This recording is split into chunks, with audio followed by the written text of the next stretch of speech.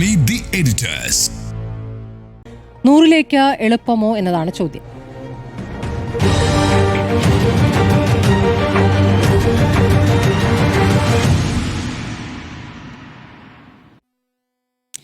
Jimmy James, ഇപ്പോൾ നമുക്ക് ഈ ലക്ഷ്യ 2026 സമ്മിറ്റിന്റെ വിശദമായ വിവരങ്ങൾ രഞ്ജിത്ത് പറഞ്ഞു. 100-100-ലധികം എന്ന് തന്നെയാണ് പലപ്പോഴും നേതാക്കൾ പറയുന്നത്. അതൊരു അമിത ആത്മവിശ്വാസമാണോ? അത് എളുപ്പമാണോ?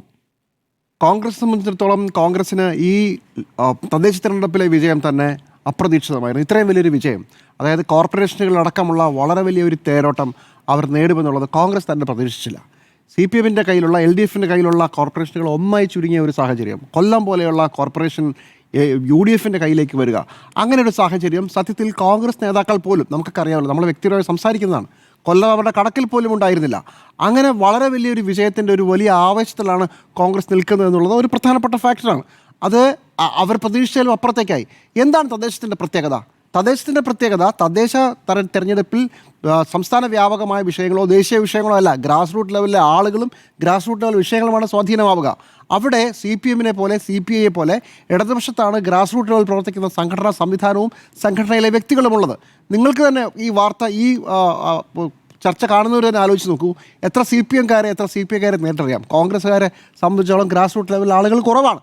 അപ്പോൾ അങ്ങനെ ഒരു സംവിധാനത്തിൽ അത് CPM-നെതിരെ സ്ഥാനങ്ങൾ മറിയാൻ വളരെ വളരെ സാധ്യത കുറവാണ്. അതാണ് സത്യം. പ്രാദേശിക വിഷയങ്ങളിൽ കോൺഗ്രസിനേക്കാൾ ഇടപെടുന്ന കാര്യത്തിൽ ഒരു പണത്തൂക്കം മുമ്പിലാണ് CPM.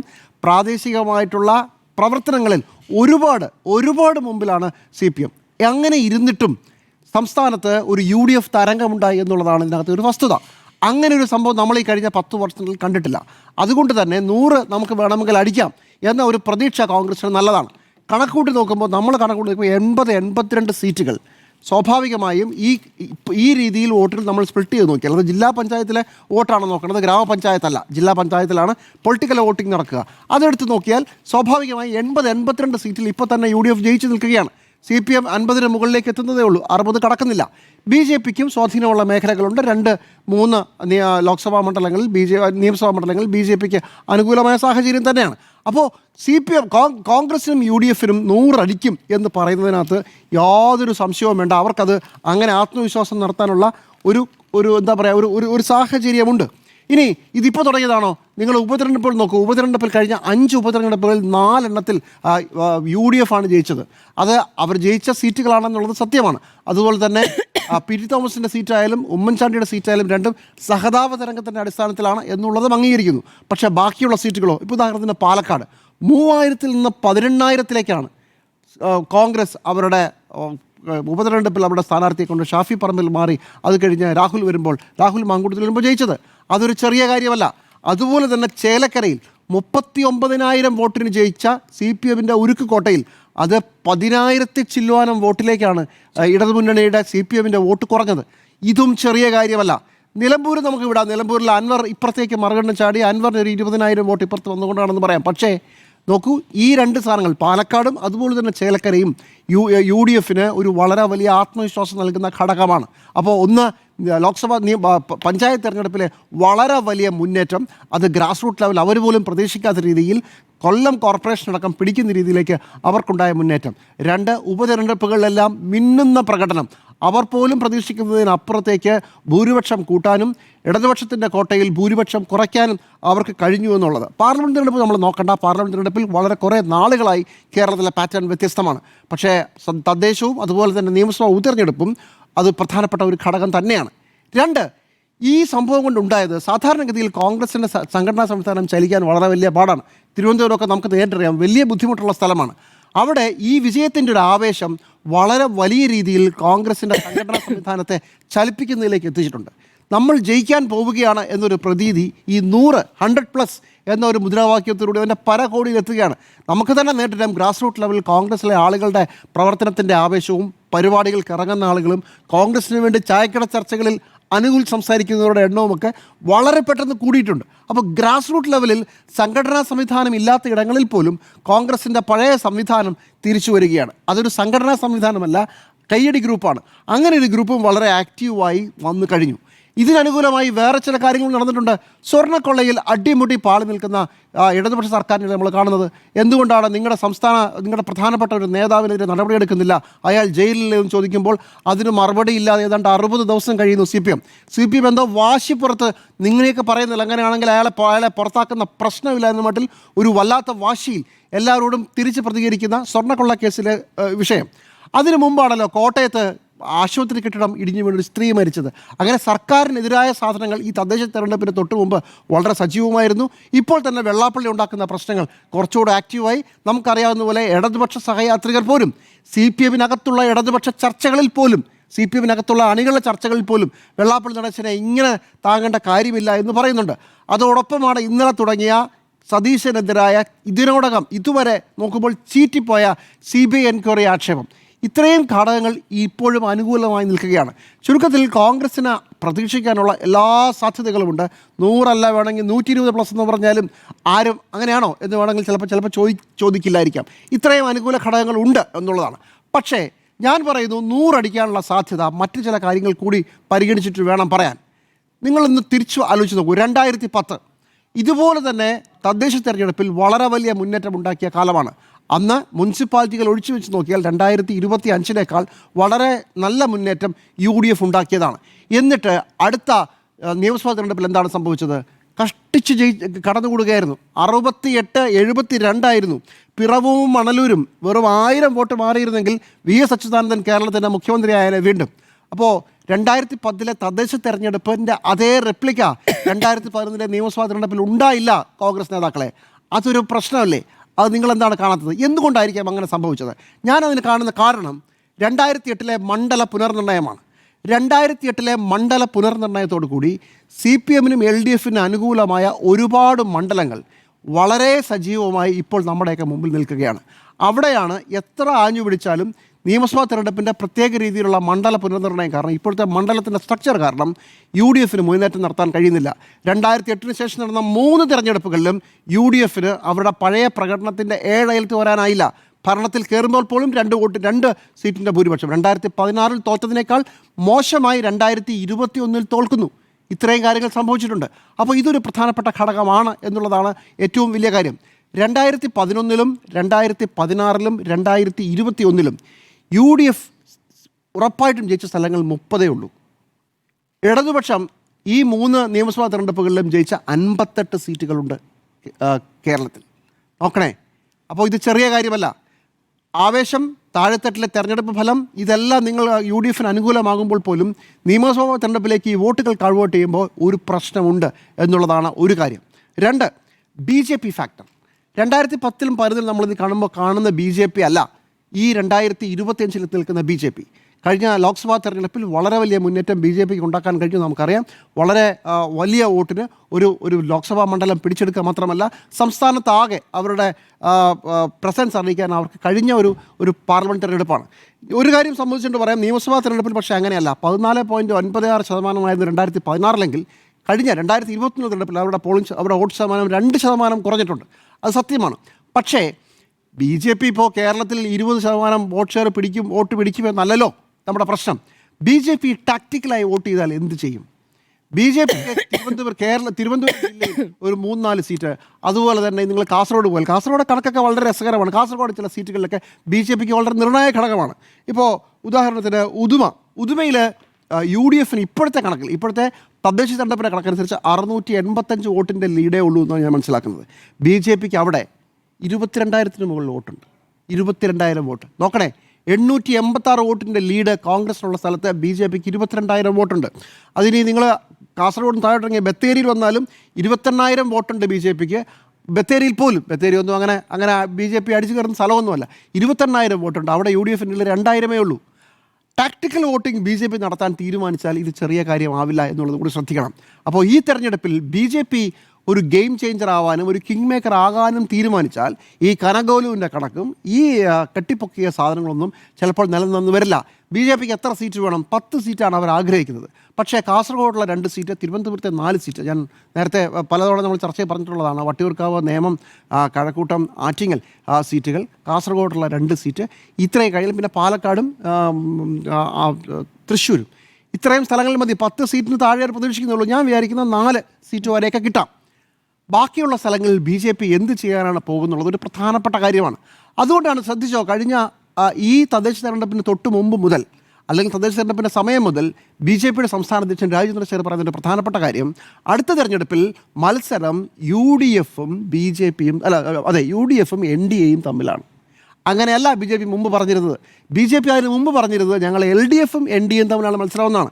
അതായത് BJP വേഴ്സസ് CPM എന്നതിൽ നിന്ന് മാറി ഇപ്പോൾ BJP പറയുന്നത് മത്സരം എന്ന് പറയുന്നത് ഐക്യജനാധിപത്യ മുന്നണിയും നാഷണൽ ഡെമോക്രാറ്റിക് അലയൻസും തമ്മിൽ നടന്നാണ്. ഇവിടും തന്നെ കാര്യങ്ങൾ വളരെ വ്യക്തം.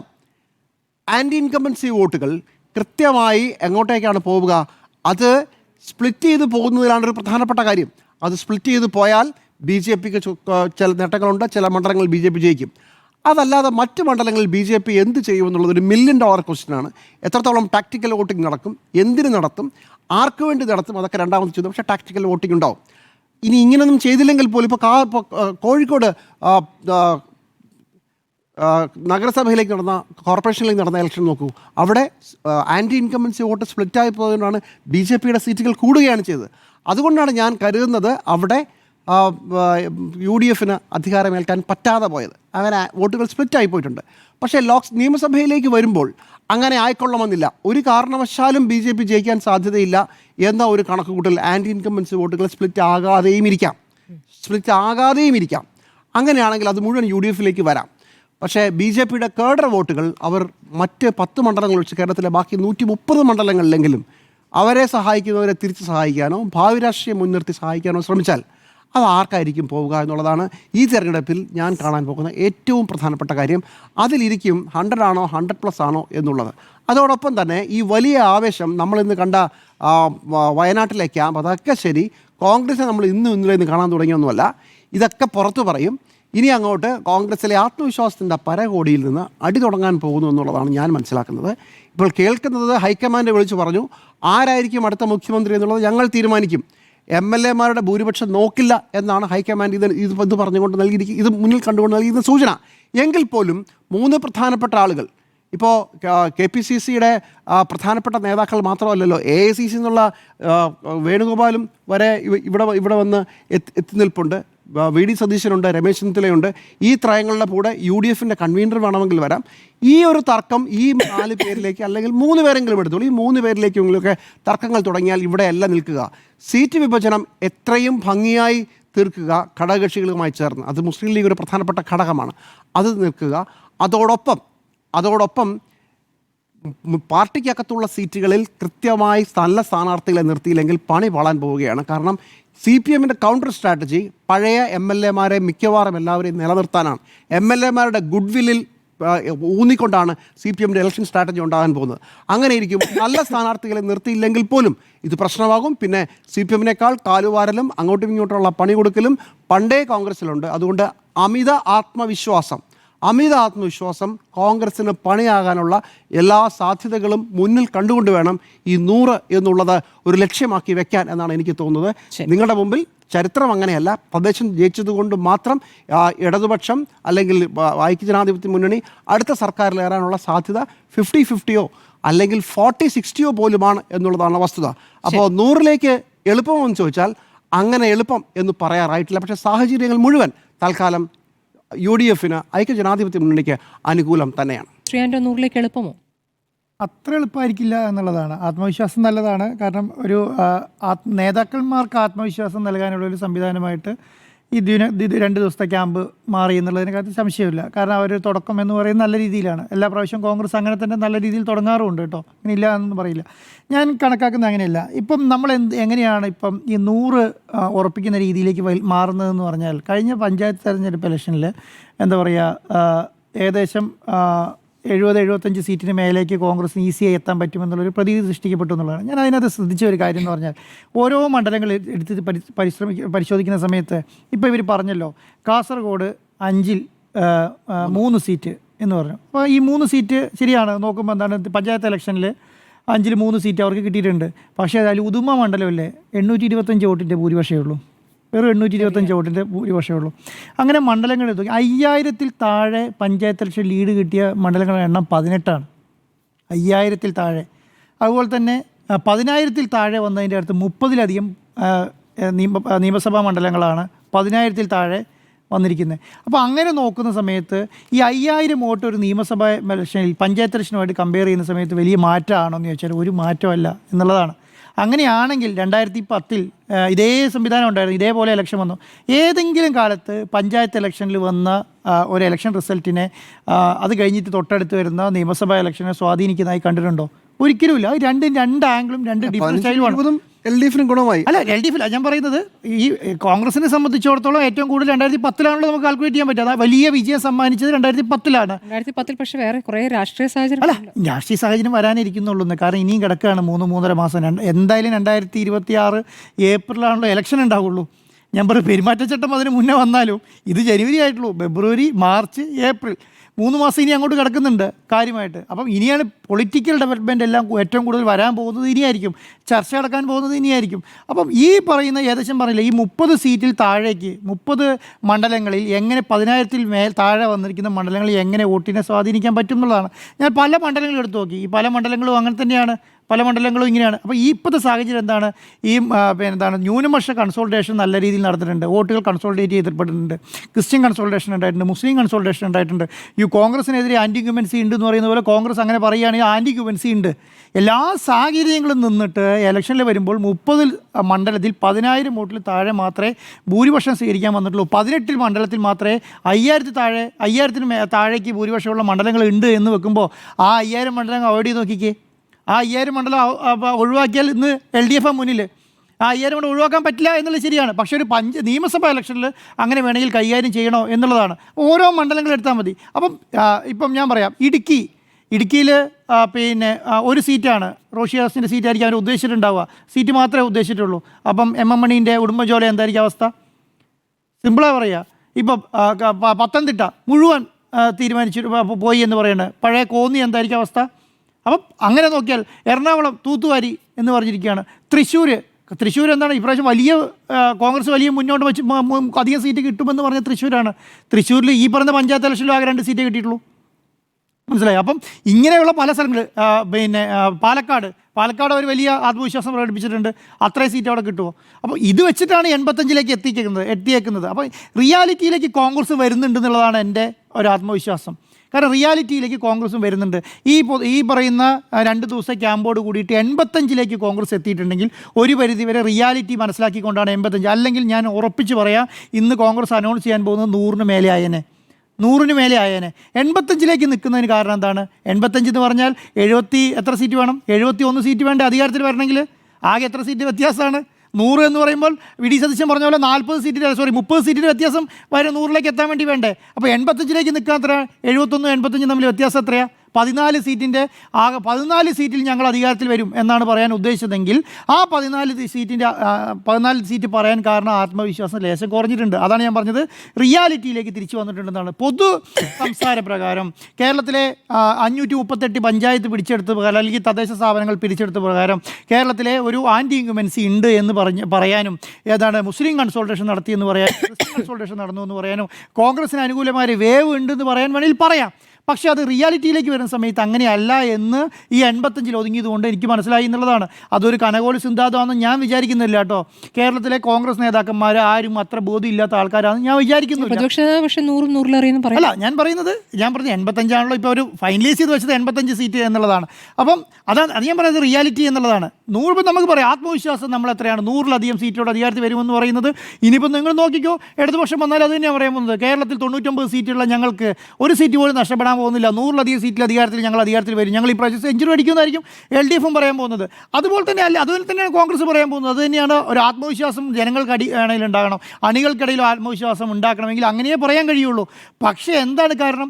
കോൺഗ്രസിന് 100% അനുകൂലമായ സംവിധാനം, ഈ പറയുന്ന എല്ലാവിധ സാമുദായിക സംഘടനകളും സംവിധാനങ്ങളും കോൺഗ്രസിന് അനുകൂലമായ സമയത്ത്, ഈ BJP-യിലേക്ക് കാര്യമായി വോട്ട് പോകാതിരുന്ന സമയത്ത് എല്ലാം എത്തി നിൽക്കുമ്പോൾ ഈ 85 ആണ് കോൺഗ്രസിൻ്റെ ആത്മവിശ്വാസമെങ്കിൽ അതിനെ അത്ര വലിയ രീതിയിലുള്ള ആത്മവിശ്വാസമായി കാണേണ്ടതില്ല എന്നുള്ളതാണ്. പക്ഷേ ഞാൻ മനസ്സിലാക്കുന്ന ഒരു കാര്യം എന്താ അറിയോ, കോൺഗ്രസിന് വലിയ രീതിയിലുള്ള ആത്മവിശ്വാസം വന്നിട്ടുണ്ട്.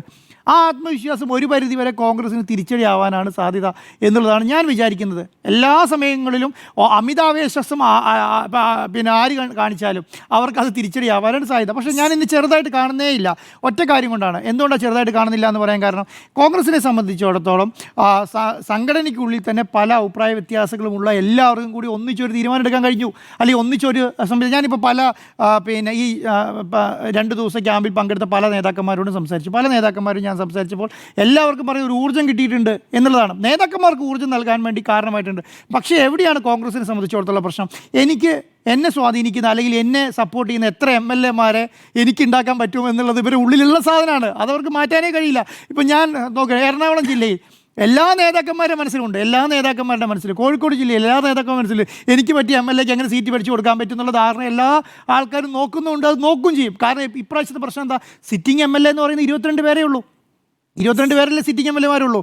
ബാക്കിയുള്ള മുഴുവൻ പുതിയ ആൾക്കാർ വന്ന് മത്സരിക്കുക എന്നുള്ളതാണ്. വേണമെങ്കിൽ നേതാക്കന്മാരെ ഒഴിച്ചത് 10 or 25 പേരെ മാറ്റി നിർത്തിയാൽ കഴിഞ്ഞ് ബാക്കി സീറ്റുകൾ മുഴുവൻ എന്ന് പറഞ്ഞാൽ ഒരു 22 പ്ലസ് എന്താണ് 45 കൂടെ കൂട്ടി അത്രയും സീറ്റ് മാറ്റിക്കഴിഞ്ഞാൽ ബാക്കി വരുന്ന ഏകദേശം 40 സീറ്റിൽ ആരെ മത്സരിപ്പിക്കണം വേണ്ട എന്നുള്ളത്. അതിൻ്റെ അകത്ത് KC വേണുഗോപാലിൻ്റെ നോമിനി ഉണ്ടോ, VD സതീശൻ്റെ നോമിനി ഉണ്ടോ, രമേശ് ചെന്നിത്തലേൻ്റെ നോമിനി ഉണ്ടോ, അതുപോലെ തന്നെ പിന്നെ സണ്ണി ജോസഫിൻ്റെ നോമിനി ഉണ്ടോ? ഇങ്ങനെയുള്ള ചർച്ചകളിലേക്കൊക്കെ വരാൻ കിടക്കുന്നതേ ഉള്ളൂ. നമ്മൾ കണ്ടിരുന്നല്ലോ പഞ്ചായത്ത് ഇലക്ഷൻ്റെ തൊട്ട് മുമ്പ് എല്ലാ കോർപ്പറേഷനിലും എമ്മാതിരി അടി ഉണ്ടായിരുന്നു.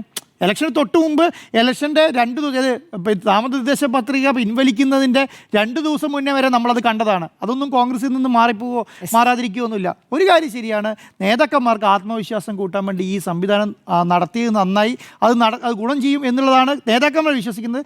ഒരു പരിധി വരെ അത് ശരിയാണ് എന്നുള്ളതാണ് എൻ്റെ അഭിപ്രായം. ശരി, 100ലേക്ക് എളുപ്പമോ എന്ന ചോദ്യത്തിൽ 100ലേക്ക് എളുപ്പമല്ല, പക്ഷേ അസാധ്യമാണ് എന്ന് ഞാൻ കരുതുന്നുമില്ല. കാരണം 2021 ഒരു ഭരണവിരുദ്ധ വികാരമുണ്ടാകുമെന്നും വളരെ എളുപ്പത്തിൽ തന്നെ അതിൽ ജയിച്ചു പോകാമെന്നതായിരുന്നു UDF-നെ പ്രത്യേകിച്ച് കോൺഗ്രസിനെയും പ്രതീക്ഷിച്ച. അതുകൊണ്ട് തന്നെ വലിയ പ്രവർത്തനമൊന്നും കാഴ്ചവെച്ചിരുന്നില്ല. പക്ഷേ കഴിഞ്ഞ ഉപതെരഞ്ഞെടുപ്പുകൾ, അതിനുശേഷം വന്നിരിക്കുന്ന ഈ തദ്ദേശ തെരഞ്ഞെടുപ്പ്, അതിൽ കൃത്യമായി പ്രവർത്തിച്ച് തന്നെയാണ് നേട്ടമുണ്ടാക്കിയത്. അതുകൊണ്ട് അത് ചെറിയ കാര്യമല്ല. ഇപ്പോൾ അടിത്തട്ടിൽ പാർട്ടിയില്ല എന്ന് പറയുമ്പോൾ അടിത്തട്ടിൽ പാർട്ടി ഉണ്ടാക്കാനുള്ള ശ്രമങ്ങളാണ് ഈ തദ്ദേശ തെരഞ്ഞെടുപ്പിൽ നമ്മൾ കണ്ടത്. ഈ കോഴിക്കോടത്തെ ഒരു ഉദാഹരണം നോക്കുകയാണെങ്കിൽ ജില്ലാ പഞ്ചായത്തിൽ പേരിന് പോലും പ്രതിപക്ഷമില്ലാതെ LDF-നെ നാണം കെടുത്തിയിരിക്കുന്നു മലപ്പുറം. നമ്മൾ കണ്ടതാണ് ആ കാഴ്ച. അപ്പോൾ എങ്ങനെയാണ് ഇതൊക്കെ സാധ്യമാകുന്നത്? അപ്പോൾ ഇത് പുനഃസംഘടനകൾ നേരത്തെ നടത്തി. ഈ തദ്ദേശ തെരഞ്ഞെടുപ്പിൽ നടന്ന കാര്യമാണ്. പുനഃസംഘടനകൾ നേരത്തെ നടത്തി ഓരോ ഭാരവാഹിക്കും കൃത്യമായി ജോലി നൽകി അവരെ നിരീക്ഷിച്ചു. എന്നിട്ട് പ്രവർത്തിക്കാത്തവരെ അവിടെ നിന്ന് മാറ്റി, ആ രൂപത്തിൽ അത് മാറ്റുകയായിരുന്നു. അങ്ങനെ ജില്ലയുടെ എല്ലാ തരത്തിലുള്ള ഡേറ്റ സമാഹരിച്ചു. എന്നിട്ട് എതിരാളികൾ ആരാണ്, എതിരാളികളുടെ ശക്തി എന്താണ്, ദൗർബല്യം എന്താണെന്ന് തിരിച്ചറിഞ്ഞ് പ്രചാരണം ആ രൂപത്തിലാക്കി.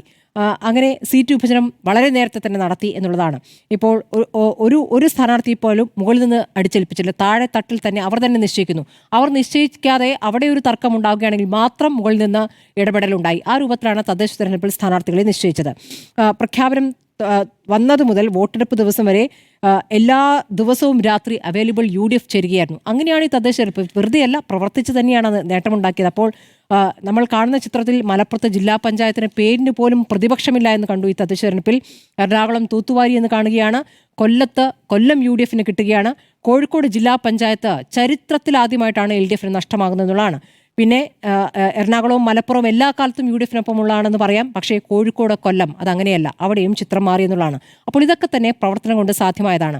ഇനി ഈ 100 എന്ന കണക്ക് എങ്ങനെയാണ്? ഈ 100 എന്ന കണക്ക് പ്രതിപക്ഷ നേതാവ് ആവർത്തിച്ച് പറയുന്നത്.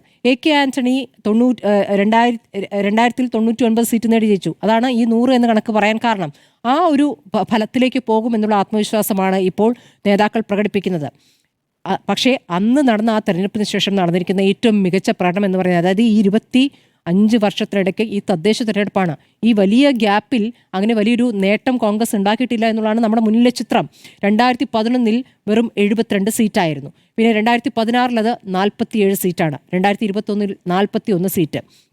ഇതിൽ നിന്നാണ് ഈ തദ്ദേശ തെരഞ്ഞെടുപ്പിൽ ഈ പറയുന്ന 80 നിയമസഭാ മണ്ഡലങ്ങളിലും വിജയം എന്ന രൂപത്തിലേക്ക് കണക്കുകൾ എത്തിയിരിക്കുന്നത്. അപ്പോൾ 2016, 2021 കാലങ്ങളിൽ ലോക്സഭാ തെരഞ്ഞെടുപ്പ് നടന്നിരുന്നല്ലോ, അത് UDF നേടിയിട്ടുണ്ട്, ശരിയാണ്. പക്ഷേ അതിനുശേഷം നടന്ന അതായത് 1ാം പിണറായി സർക്കാരിൻ്റെ കാലത്ത് നടന്ന ഉപതെരഞ്ഞെടുപ്പുകൾ ചെങ്ങന്നൂരുണ്ട്, കോന്നിയുണ്ട്, വട്ടിയൂർക്കാവുണ്ട്, പാല, അതായത് UDF-ന്റെ കോട്ട എന്ന് പറയുന്ന പാല, ഇതൊക്കെ തന്നെയും ഇടതുപക്ഷം തൂത്തുവാരുന്ന കാഴ്ചയാണ് നമ്മൾ 2021 ആ ഇടയ്ക്ക് നടന്ന ഉപതെരഞ്ഞെടുപ്പിൽ കാണുന്നത്. അതെന്തെന്ന് വെച്ചാൽ 1ാം പിണറായി സർക്കാരിൻ്റെ കാലത്ത് ഉപതെരഞ്ഞെടുപ്പിലൊക്കെ ഇടതുപക്ഷത്തിന് വിജയം സംഭവിച്ചു എന്നുള്ളതാണ്. പക്ഷേ രണ്ടാം പിണറായി സർക്കാരിന്റെ കാലത്ത് നടന്ന ഉപതെരഞ്ഞെടുപ്പുകളിലേക്ക് കാര്യങ്ങൾ മാറുന്നു. പിന്നെ നടന്ന 2019 ലോക്സഭാ തെരഞ്ഞെടുപ്പിലും UDF-നൊപ്പമായിരുന്നു. പിന്നെ നടന്ന ഉപതെരഞ്ഞെടുപ്പുകൾ പുതുപ്പള്ളി ആയാലും തൃക്കാക്കരയായാലും പാലക്കാട്, നിലമ്പൂർ, ഈ തോറ്റ ചേലക്കരയിലും ഏത് രൂപത്തിലാണ് ആ തോൽവിയായിരുന്നു നമ്മൾ കണ്ടതാണ്. അപ്പോൾ ഇതൊക്കെ തന്നെയും നേരത്തെ നേടിയിരുന്നതിനേക്കാൾ ഇരട്ടിയിലും 3 ഇരട്ടിയൊക്കെയാണ് പാലക്കാട് വിജയം ഉണ്ടായത്. അപ്പോൾ ഈ ചിത്രമാണ് നമ്മുടെ മുന്നിലുള്ളത്.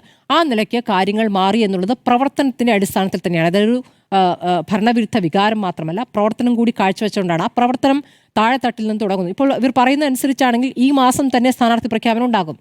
പ്രതിപക്ഷ നേതാവ് യാത്ര തുടങ്ങാൻ പോകുമ്പോൾ ഈ സ്ഥാനാർത്ഥികളുമായിട്ടാണ് യാത്ര തുടങ്ങാൻ പോകുന്നതാണ്. അപ്പോൾ വളരെ നേരത്തെ തന്നെ സ്ഥാനാർത്ഥികളെ പ്രഖ്യാപിക്കുന്നു. ഇനി സീറ്റ് വിഭജനത്തിന്റെ കാര്യത്തിൽ വലിയ തരത്തിലുള്ള തർക്കത്തിലേക്കൊന്നും പോകില്ല എന്ന് ലീഗ് പറഞ്ഞിട്ട് ഇതൊരു ജീവൻ മരണ പോരാട്ടമാണെന്ന്. ഈ തിരഞ്ഞെടുപ്പ് ജയിച്ചേ തീരൂ എന്നുള്ളതാണ്. അത് LDF-നെ സംബന്ധിച്ചായാലും അതെ, UDF-നെ സംബന്ധിച്ചായാലും അതെ. അപ്പോൾ വിജയിക്കാൻ വേണ്ടി എല്ലാ മാർഗങ്ങളും നോക്കുന്നു എന്നുള്ളതാണ്. അപ്പോൾ ജയിക്കുന്ന സീറ്റുകൾ കിട്ടുക എന്നുള്ളതാണ്. അതിലാണ് കൂടുതൽ ലീഗ് ഊന്നുക. അതായത് കൂടുതൽ സീറ്റ് എന്ന് പല ഘട്ടങ്ങളിലും പരസ്യമായി പറഞ്ഞിട്ടുണ്ട്. അതിലേക്ക് പോകാതെ ജയിക്കുന്ന സീറ്റുകൾ എന്ന ഉറപ്പിലേക്ക് പോകുന്നു. പല സീറ്റുകളും വെച്ചു മാറുക എന്നുള്ളതാണ്. മറ്റൊന്ന്, പ്രതിപക്ഷ പറഞ്ഞൊരു കാര്യം ഈ ഒരു പ്ലാറ്റ്ഫോം വലുതാക്കുന്നു എന്നുള്ളതാണ്. പ്ലാറ്റ്ഫോം വലുതാക്കുന്നു എന്ന് പറയുമ്പോൾ മുന്നണിയിലേക്ക് കൂടുതൽ പേര് വരിക എന്നുള്ളതാണോ? അതിലപ്പുറം ഇടതുപക്ഷത്തെ പിന്തുണച്ചുകൊണ്ടിരുന്ന സഹയാത്രികരായിരുന്ന കുറേ പേരെങ്കിലും പ്രതിപക്ഷത്തിനൊപ്പം ചേരുകയും ഇപ്പോഴത്തെ CPM-ന്റെ നിലപാടുകൾ വിമർശിക്കാൻ തയ്യാറാവുകയും ചെയ്യുകയാണെങ്കിൽ അതെങ്ങനെയാണ് പ്രതിഫലിക്കുക എന്നുള്ളതും വളരെ പ്രധാനമാണ്. അതിൻ്റെയൊക്കെ ലക്ഷണങ്ങൾ ഇപ്പോഴേ കണ്ടു തുടങ്ങിയിട്ടുണ്ട്. കാരണം ഇത് ഈ BJP പറയുന്ന കാര്യങ്ങളും അതേ കാര്യങ്ങൾ തന്നെ CPM എടുത്തു പറയുന്നു എന്നുള്ളത് കഴിഞ്ഞ ഉപതെരഞ്ഞെടുപ്പുകൾ തൊട്ട് നമ്മൾ കാണുന്നതാണ്. ഇപ്പോൾ ലീഗിനെതിരെയുള്ള വിമർശനം, ലീഗ് സീറ്റ് കൂടുതൽ ചോദിക്കുകയാണെങ്കിൽ തന്നെ അതിനെ ഏത് രൂപത്തിൽ അവതരിപ്പിക്കുന്നതിൻ്റെ സൂചനകൾ നമുക്ക് കിട്ടിക്കഴിഞ്ഞിരിക്കുകയാണ്. അത് ലീഗ് ഒരു തീവ്ര നിലപാടുള്ള പാർട്ടിയാണ് എന്ന രൂപത്തിൽ തന്നെ പറയുന്നതിലേക്ക് എത്തുന്നുണ്ട് CPM എന്നുള്ളതാണ്. അപ്പോൾ എവിടെയാണ് BJP-യും CPM തമ്മിലുള്ള വ്യത്യാസം എന്നുള്ള ചോദ്യം അവിടെ നിൽക്കുന്നു. അപ്പോൾ ഈ ന്യൂനപക്ഷത്തിന് ആശങ്കയുണ്ടാക്കുന്ന പല പ്രതികരണങ്ങളും വരുന്നു. വെള്ളാപ്പള്ളി ആവർത്തിച്ച് നടത്തിക്കൊണ്ടിരിക്കുന്ന ന്യൂനപക്ഷ വിരോധം അതിനെ ഒരു തരത്തിലും എതിർക്കുന്നില്ല എന്ന് മാത്രമല്ല, കാറിൽ കയറ്റിൽ തെറ്റില്ല എന്ന് മുന്നണിയിൽ നിന്ന് തന്നെ വിമർശനം വന്നപ്പോഴും പിണറായി വിജയൻ പറയുകയാണ്. അതാണ് നമ്മുടെ മുന്നിലുള്ള അവസാന ചിത്രം, ഈ ഘട്ടത്തിൽ വരെയുള്ള ചിത്രം. ഇനി സർക്കാരുമായി ബന്ധപ്പെട്ട വികസനം എന്ന് പറയുന്നപ്പോൾ അതിദാരിദ്ര്യം മുക്തമായി കേരളം എന്ന് പ്രഖ്യാപനത്തിന് ശേഷം അതിദാരിദ്ര്യ മുക്തത്തിന് 2ാം ഘട്ടം തുടങ്ങുകയാണ്. എന്താണ് അതിൻ്റെ അർത്ഥം? അപ്പോൾ അതിദാരിദ്ര്യമുക്ത കേരളം ആയിരുന്നില്ല എന്നുള്ളതാണ് നമ്മുടെ മുന്നിലെ ചിത്രം. അപ്പോൾ വീണ്ടും 2ാം ഘട്ടം എന്ന് പോകുന്നു. ഈ സർക്കാരും അതായത് CPM-ഉം ഇനി യാത്ര തുടങ്ങുകയാണ്, പ്രതിപക്ഷവും യാത്ര തുടങ്ങുകയാണ്. ഏത് യാത്ര ജനം സ്വീകരിക്കുമെന്നുള്ള പ്രധാനപ്പെട്ട വിഷയം നിൽക്കുന്നു. കനകോലു കോൺഗ്രസിന്റെ ഒരു പ്രതിനിധി തന്നെയാണ്. കനകോലു വളരെ റിയലിസ്റ്റിക്കായ ചില ചിത്രങ്ങളെ പറഞ്ഞിട്ടുള്ളൂ. അങ്ങനെ മുഴുവൻ നേടുമെന്ന് പറഞ്ഞിട്ടൊന്നുമില്ല. പറഞ്ഞത് കുറേ റിയലിസ്റ്റിക്കായ ചിത്രമാണ്. പക്ഷേ കനകോലു പറയുന്ന രൂപത്തിൽ തന്നെയായിരിക്കും മുഴുവൻ സ്ഥാനാർത്ഥികളെ നിശ്ചയിക്കുക എന്നും കരുതാൻ പറ്റില്ല. ഹൈക്കമാൻഡ് തീരുമാനിക്കുമെന്നുള്ളത് ഇവിടെയുള്ള ചിത്രം നോക്കിയ ശേഷം, അല്ലെങ്കിൽ ഈ പറയുന്ന ഹൈക്കമാൻഡുമായി അടുത്ത് നിൽക്കുന്ന ഒരു നേതാവിൻ്റെ വാക്കുമാത്രം കേട്ടുകൊണ്ടുള്ള തീരുമാനത്തിലേക്ക് പോകുമെന്ന് ഞാൻ കരുതുന്നില്ല. ഇപ്പോൾ ഏതായാലും മുഖ്യമന്ത്രി ആരാകുമെന്ന തർക്കത്തിലേക്ക് പോകുന്ന ഒരു ബുദ്ധിശൂന്യതയിലേക്ക് നേതാക്കളും പോകില്ല. ഉറപ്പായിട്ടും തെരഞ്ഞെടുപ്പാനന്തരം അത്തരത്തിലുള്ള തർക്കങ്ങളിലേക്കൊക്കെ പോകാൻ സാധ്യതയുണ്ട്. ആരുടെ പ്രവർത്തനമാണ്, ആരാണ് മുന്നിൽ, ആരുടെയൊക്കെ MLA-മാരെ നിർത്തണം എന്നുള്ള ചർച്ച ഇപ്പോഴേ തുടങ്ങിക്കാണില്ല, ആലുവരെ തുടങ്ങിക്കാണില്ല. ഇല്ല, അങ്ങനെ ചെയ്യാനുള്ള സാധ്യത ഇപ്പോഴില്ല. കാരണം അതിനുള്ള അവസ്ഥ അവർക്കില്ല എന്ന ബോധ്യമുണ്ട്. ആദ്യം ജയിക്കണമല്ലോ. അതെ, പാർട്ടി കോൺഗ്രസ് ആണെന്നുള്ളതുകൊണ്ടാണ് ഞാൻ പറഞ്ഞത്. പാർട്ടി കോൺഗ്രസ് ആണ്. പാർട്ടിയെക്കുറിച്ച് നമ്മൾ അങ്ങനെ തന്നെയാണ് കരുതിയിട്ടുമുള്ളത്. 2021 അതാണ് അവർ കരുതിയിരുന്നത്. ജയിച്ചു പോകാം, അതായത് ഒരു വേവ് അങ്ങ് ജയിച്ചു പോകാമെന്ന് കരുതി. പക്ഷെ അങ്ങനെ ഒരു വേവ് ഉണ്ടായില്ല. വേവ് ഉണ്ടായത് ആ ഭരണപക്ഷത്തിലെ ഏതൊക്കെ മണ്ഡലത്തിലെ ഏതൊക്കെ പഞ്ചായത്താണെന്നുള്ളത് വലിയ ഘടകമാണ്. ഇപ്പം ഈ പഞ്ചായത്ത് പുനർനിർണയത്തിന് ശേഷം ഉണ്ടായ ജിമ്മി സാർ നേരത്തെ പറഞ്ഞ പോലെ ഈ ഏറ്റവും വലിയ പ്രശ്നം എന്ന് പറയുന്നത് പഞ്ചായത്ത് പുനർനിർണയത്തിനനുസരിച്ചിട്ടുള്ള വ്യത്യാസം ശരിക്കും പറഞ്ഞാൽ കോൺഗ്രസിന് അനുകൂലമല്ല. ആയിക്കോട്ടെ, ഈ തദ്ദേശ തെരഞ്ഞെടുപ്പിലും അങ്ങനെ അനുകൂലമല്ലായിരുന്നു. അതിനുശേഷവും ഞാൻ പറഞ്ഞത് 18 സീറ്റ് വ്യത്യാസം, 18 സീറ്റോളം ഇപ്പൊ 5000 താഴെ മാത്രം വോട്ടിംഗ് ലീഡ് എന്ന് പറയുന്നത് വലിയ കാര്യമല്ല എന്ന് ഞാൻ പറയാം. അത് മാത്രമല്ല, ഇപ്പോൾ എന്തൊക്കെയാണ് സർക്കാർ എടുക്കാൻ പോകുന്ന നടപടികൾ എന്നതും പ്രധാനമാണ്. ഒരു പ്രതികാരവാജ്ഞയോടെ പ്രതികാര നടപടികളുമായി മുന്നോട്ട് പോവുകയാണെങ്കിൽ അതെങ്ങനെയാണ് ജനം എടുക്കുക എന്നും പ്രധാനപ്പെട്ട പ്രശ്നമാണ്. ഈ പുനർജനി പദ്ധതിയുമായി ബന്ധപ്പെട്ട് വിജിലൻസിന്റെ അവസാന റിപ്പോർട്ട് നമ്മുടെ മുന്നിലുണ്ട്. അത് മാത്രമല്ല, കോടതി 2 തവണ പരാതിക്കാരൻ കൊണ്ടുപോയി സിംഗിൾ ബെഞ്ച് ആദ്യം എടുത്ത് തള്ളി. പിന്നീട് ഈ പരാതിക്കാരൻ ഡിവിഷൻ ബെഞ്ചിലേക്ക് പോയി വാൺ ചെയ്തിട്ടാണ് കോടതി വിട്ടത്. അതിനുശേഷമാണ് വീണ്ടും സർക്കാരിനെ സമീപിച്ചത്. അപ്പോൾ കോടതി തള്ളിയ കേസ് കോടതിയിലേക്ക് പോയാൽ എടുത്ത് കളയുന്ന കേസാണ്. അപ്പോൾ അത് വീണ്ടും അവതരിപ്പിച്ചുകൊണ്ട് CBIക്ക് വിടുന്നതിനെ കുറിച്ചുള്ള ചർച്ചകൾ വീണ്ടും നടത്തിക്കൊണ്ടിരിക്കുകയാണ്. CBIയിലേക്ക് വിടുകയാണെങ്കിൽ തന്നെ CBI ഇപ്പോൾ നിങ്ങൾക്ക് സ്വീകാര്യമാണോ എന്ന ചോദ്യം കൂടി അവിടെ ഉയരുന്നുണ്ട്. അപ്പോൾ ആ രൂപത്തിലേക്ക് പോകുമോ, ഇനി അത് ഒരു നേതാവിൽ നിൽക്കുമോ കൂടുതൽ നേതാക്കളിലേക്ക് നിൽക്കുമോ എന്നൊക്കെയുള്ള പ്രധാനപ്പെട്ട പ്രശ്നമാണ്. പിന്നെ തിരഞ്ഞെടുപ്പിൽ എന്താണ് പ്രചാരണത്തിനെടുക്കുന്ന രീതി എന്നുള്ളതും പ്രധാനമാണ്. നമ്മൾ കണ്ടതാണ് വടകരയിൽ കാഫിർ പോസ്റ്റ് അത് എവിടെ നിന്ന് ഉത്ഭവിച്ചു എന്നുള്ളതിൽ തിരിച്ചറിവുണ്ടായിട്ടും ആളുകളെ കണ്ടെത്തിയിട്ടും ആ അന്വേഷണം അവിടെ നിലച്ചിരിക്കുകയാണ്. അപ്പോൾ ഇതൊന്നുമല്ല യഥാർത്ഥ രീതി. ആ രീതിയിൽ നിന്ന് മാറുന്നില്ല എന്നുള്ളത് ആശങ്കപ്പെടുന്ന കാര്യമാണ്. തെരഞ്ഞെടുപ്പിൽ ജയിക്കോ തോൽക്കോ എന്നതിനപ്പുറം അത് ഈ സമൂഹത്തിൽ ഉണ്ടാക്കുന്ന ഒരു ഡിവിഷൻ അത് വലിയ ആശങ്കപ്പെടുത്തുന്ന ഒരു കാര്യമാണ്.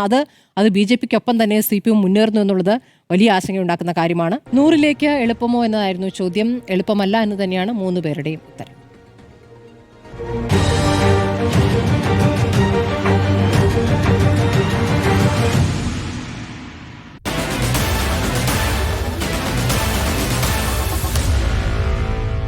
Meet the editors.